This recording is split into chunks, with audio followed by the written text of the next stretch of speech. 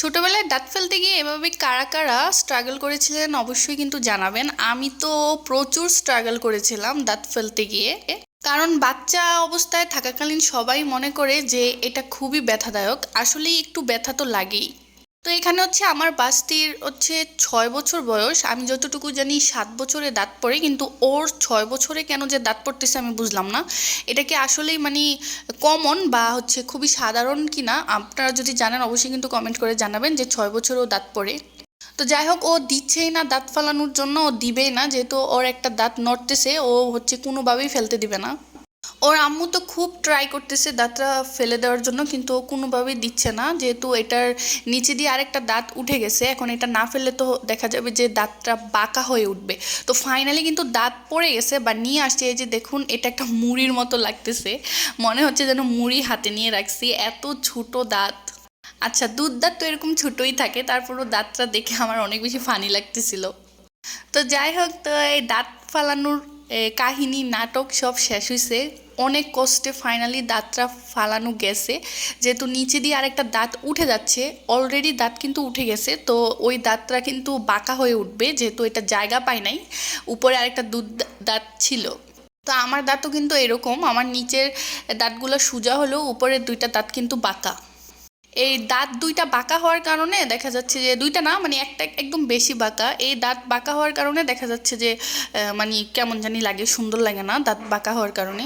দাঁতটা যদি বাঁকা না হয়ে একদম সোজা হতো তাহলে খুব সুন্দর লাগতো, এবং হচ্ছে মানে কি বলবো, যে মানে কিউট লাগতো। তো যাই হোক, কোনো ম্যাটার না, যা দিয়েছে আল্লাহ আলহামদুলিল্লাহ। আমি আমার দাঁত নিয়ে, শরীর নিয়ে, চোখ নিয়ে, মুখ নিয়ে আল্লাহর প্রতি মানে শুক্রিয়া আদায় করি যে আল্লাহ আমাকে সব কিছুই দিয়েছে আলহামদুলিল্লাহ। এমনও মানুষ আছে যে হাত থাকে না, পা থাকে না, আলহামদুলিল্লাহ, আল্লাহর কাছে হাজার হাজার শুক্রিয়া যে আমি তো সুস্থ আছি। তো যাই হোক, এখানে আমার বাস্তি হচ্ছে ঝুল দিয়ে, গরুর মাংসের ঝুল দিয়ে হচ্ছে পরোটা ভাজি করছে। তো ভাবছিলাম এটা মনে হয় অনেক মজা হবে, কিন্তু এটা ভেঙে গেছে যেহেতু ছোট মানুষ। কিন্তু বিশ্বাস করেন, এটা এত ঝাল হয়েছে, মানে আমি খাইতেই পারি নাই, খুবই ঝাল হয়েছে পরোটাটা। তো ওইগুলো ভেঙে চুরে গেছে, ও ছোটো মানুষ তো, তাই ভালোভাবে হচ্ছে ভাজতে পারে নাই। তো এখানে হচ্ছে রান্নাবান্নার আয়োজন চলতেছে, রান্নাবান্না হচ্ছে। তো এই ডিমগুলো হচ্ছে রান্না করা হবে। আর আজকের ওয়েদারটা খুবই সুন্দর ছিল, খুব মানে রোদ ঝলমলে একটা ওয়েদার ছিল। এরকম ওয়েদার খুব ভালো লাগে, কিন্তু অতিরিক্ত গরম পড়লে আবার আবার ভালো লাগে না। তো হচ্ছে দুপুরবেলা, দুপুর না মানে দুপুরের আগে, তো ভাবলাম যে একটু চানাচুর খাই। কারণ দেখা যায় যে সকালবেলা ব্রেকফাস্ট করার পর দুপুরে খাওয়ার আগে আবার কিছু খাইতে ইচ্ছে করে। তারপর হচ্ছে ফ্রিজে একটা আইসক্রিম ছিল, ভাবি নিয়ে আসছিল, তো এখান থেকে আমাকে একটা আইসক্রিম দিছিল, তো এটা আমারটা ফ্রিজে রেখে দিছিলাম, ভাবছিলাম যে পরের দিন খাবো। তো এই পরের দিন আমি খাচ্ছি, আইসক্রিমের সাথে যে একটা চামচ দেয় ওইটা হারাই ফেলছি, এবং এই আইসক্রিমটা অনেক মজা, কিন্তু আমার খেয়ে পুষে না। তো এখানে হচ্ছে ডিম রান্না কমপ্লিট। আমাদের ডিম রান্না করার সময় ডিমটাকে একটু হালকা করে ভাজে, কারণ হচ্ছে বেশি কড়া ভাজি করলে আমরা ডিমটা খেতে পারি না, বিশেষ করে আমি। আর এই যে দেখুন, আমার পাশের বাসায়, মানে আমাদের পাশের বাসার একটা মেয়ে, ও হচ্ছে স্কুলে যাচ্ছে, ওর ভিডিও করতেছি দেখে ওর রেগে গেছে, এই তুমি আমার ভিডিও করতেছো কেন।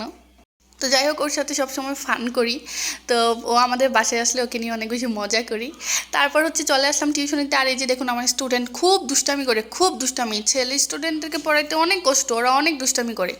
মেয়েদেরকে পড়াইতে এত কষ্ট হয় না, মেয়ে স্টুডেন্টরা কিন্তু চুপচাপ বসে থাকে, যেভাবে পড়া দেয় এভাবে শিখে, কিন্তু ছেলে স্টুডেন্টগুলো আছে না, বেশি দুষ্টামি করে, বিশেষ করে ছোটোগুলা। তারপর বাসায় এসে এক কাপ কফি খেয়ে নিলাম। তো আজকের ভিডিওটা এই পর্যন্ত, এটা